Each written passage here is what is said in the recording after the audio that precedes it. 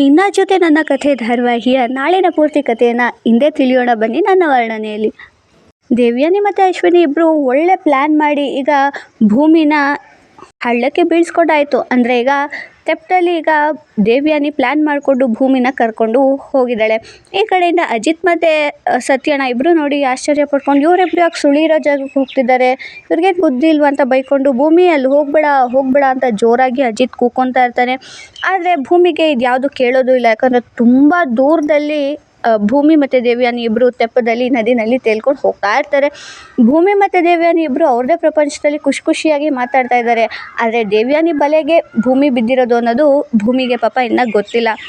ಈ ಕಡೆ ಸತ್ಯಣ್ಣ ಮತ್ತು ಅಜಿತ್ ಇಬ್ಬರು ಜೋರಾಗಿ ಕೂಕೋತಾ ಇದ್ದಾರೆ. ಕೇಳಲ್ಲ. ಅಜಿತ್ ಫೋನಿಗೆ ಟ್ರೈ ಮಾಡು ಅಂತ ಸತ್ಯಣ್ಣ ಐಡಿಯಾ ಕೊಡ್ತಾನೆ. ಆಗ ಅಜಿತ್ ಕಾಲ್ ಮಾಡೋಕ್ಕೆ ನೋಡಿದಾಗ ನಾಟ್ ರೀಚಬಲ್ ಬರ್ತಿದೆ ಅಂದ್ಬಿಟ್ಟು ತುಂಬ ಜೋರಾಗಿ ಕಿರ್ಚಕ್ಕೆ ಶುರು ಮಾಡ್ತಾರೆ. ಆಗ ಮನೆಯವರೆಲ್ಲ ಯಾಕೆ ಅಜಿತ್ ಹೀಗೆ ಕೂಕೋತಾ ಇದ್ದಾನೆ ಅಂತ ಓಡೋಡಿ ಬರ್ತಾರೆ. ಆ ಟೈಮ್ನಲ್ಲಿ ಭೂಮಿ ಅಲ್ಲಿ ಹೋಗಬೇಡ ಸುಳಿಗಿದೆ ಅಂತ ಜೋರಾಗಿ ಅಜಿತ್ ಕೂಗ್ತಾ ಇರ್ತಾನೆ. ಆಗ ಮನೆಯವರೆಲ್ರಿಗೂ ಗಾಬರಿ ಆಗುತ್ತೆ.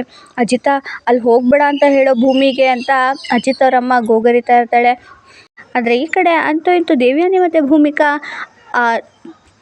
ನದಿ ಮಧ್ಯಾಹ್ನ ತಲುಪಿಟ್ಟಿರ್ತಾರೆ. ಅಂದರೆ ಎಲ್ಲಿ ಸುಳಿ ಇರುತ್ತೋ ಅಲ್ಲಿ ತಲುಪಿಟ್ಟಿರ್ತಾರೆ. ಸುಳಿ ಅಲ್ಲೇನು ಇರೋದಿಲ್ಲ, ಆದರೆ ಅಲ್ಲಿ ದೇವ್ಯಾನಿನೇ ಸುಳಿನ ಸೃಷ್ಟಿ ಮಾಡ್ತಾಳೆ. ಮನಸ್ಸಿನಲ್ಲೇ ಮಾತಾಡ್ಕೋತಾಳೆ. ಭೂಮಿ ಕತೆ ಮುಗಿಸೋದಕ್ಕೆ ಇದಕ್ಕಿಂತ ಒಳ್ಳೆ ಜಾಗ ಎಲ್ಲೂ ಸಿಗೋದಕ್ಕೆ ಸಾಧ್ಯನೇ ಇಲ್ಲ ಅಂತ ಹೇಳ್ಕೊಂಡು ಆ ತೆಪ್ಪ ದೋಣಿ ಓಡಿಸೋನಿರ್ತಾನಲ್ಲ ಅವನಿಗೆ ಸನ್ನೆ ಮಾಡ್ತಾಳೆ. ಅವನು ಸುಳಿ ಬಂದಿದೆ ಅನ್ನೋ ರೀತಿಯಲ್ಲಿ ಆ ತೆಪ್ಪನ್ನು ರೌಂಡಾಗಿ ಓಡಿಸೋದಕ್ಕೆ ಶುರು ಮಾಡ್ತಾನೆ. ಭೂಮಿಗೆ ಮತ್ತು ದೇವ್ಯಾನಿಗೆ ಆಯಾತ್ ತಪ್ಪೋ ಥರ ಆಗುತ್ತೆ. ಭೂಮಿಗಂತೂ ಆಯಾತ್ ಪೂರ್ತಿ ತಪ್ಪಿರುತ್ತೆ. ದೇವ್ಯಾನಿಗೆ ಗೊತ್ತಿರುತ್ತಲ್ಲ, ಹಾಗಾಗಿ ನಾಟಕ ಮಾಡ್ತಿರ್ತಾಳೆ. ಈಗ ದೇವ್ಯಾನಿಗೆ ಸಿಕ್ಕಿದೆ ಚಾನ್ಸು, ಭೂಮಿನ ತಳ್ಳಿಬಿಡ್ತಾಳೆ.